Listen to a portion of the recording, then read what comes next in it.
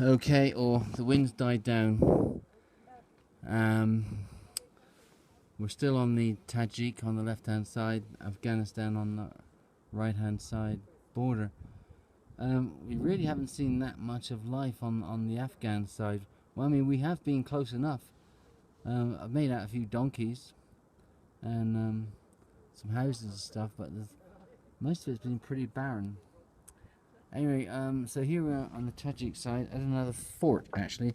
This one's a bit bigger than the other one, and it's a bit more impressive, I suppose. She just threatened to kick me out of the car and make me walk back. There we go, can't win, can we? Anyway, yeah, let's just give you an idea of this. This is called Yamchun. And so they were a series of forts built along the border, really. Interestingly enough, if you look at a map, like a map of the world, map of Asia, and you look at this bit of Afghanistan, it separates what was kind of like Russia, the Soviet Union, from India and Pakistan and what have you. And I think the idea behind that is that it was the Russian Empire and the British Empire having that bit of no man's land between them. That no man's land now, if you look at a map, northeast Afghanistan, almost looks like a kind of Pinocchio type nose, kind of like just sort of kind of stretches out a bit, and that was the idea. It was no man's land between the British and Russian empires as they were,